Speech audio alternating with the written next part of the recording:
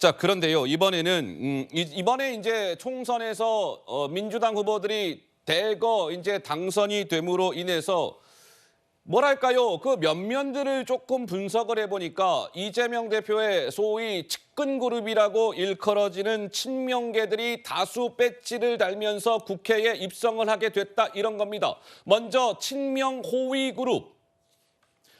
왼쪽에 6명 보이십니까? 이 6명의 공통점은 현재 국회의원이 아닙니다. 뭐 국회의원을 했던 사람은 있으나 현직은 아니에요. 그러니까 원외에 있던 친명들이 다수 이번에 국회에 들어오게 됐다. 친명 호위 그룹. 김우영, 김희연, 양문석, 이연희, 한민수, 최민희 이런 당선인들이 친명 원외 호위 그룹. 이번에 배지를 달게 됐다. 이런 것이고요. 오른쪽. 뭐 이재명 대표의 사법 리스크 때문인지는 모르겠으나 이 법조인 그룹도 상당수 보강이 됐다. 뭐 이런 겁니다. 박균택, 양부남, 이성윤. 이 세 사람도 이번에 당선이 됐는데 저 세 사람은 고검장 출신들입니다. 고검장 출신들. 그러니까 이 법조 라인도 대거 보강이 됐다. 저 세 명도 이번에 국회의원이 됐으니까요.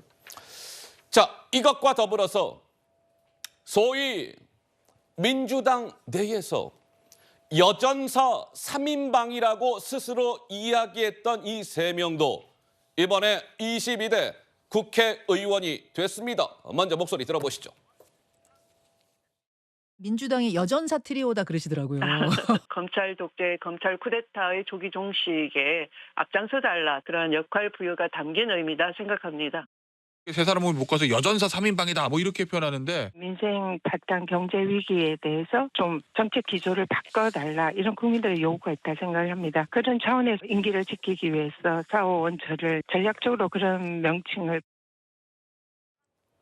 자, 다름 아닌 추미애, 전현희, 이언주 이 세 명도 이번에 국회의원이 됐습니다. 자, 추미애, 전현희 이 두 명의 당선인의 목소리를 들었는데 한 명이 빠졌습니다. 누굴까요? 이언주 당선인. 이언주 당선인은 오늘 오전 김어준 씨가 진행하는 유튜브에 나와서 이러한 얘기를 했습니다. 잠깐만요. 무슨 얘기가 나옵니까? 뭐 전투력 뭐 이런 얘기가 등장할 텐데요. 이어서 한번 들어보시죠.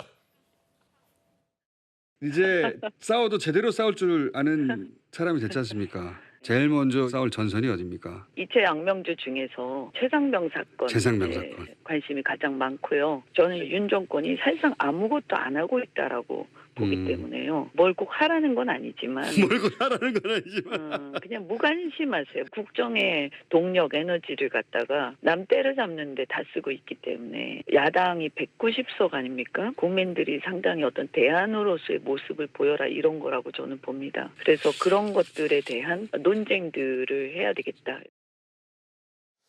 우리 강전의 변호사님 의견이 궁금한데요. 자, 소위 우리가 추미애, 전현희, 이연주 당선인들 일각에서는 이 세 명의 공통점이 무엇이냐면 싸울 줄 안다, 전투력이 있다, 뭐 이런 평가를 합니다. 그것이요.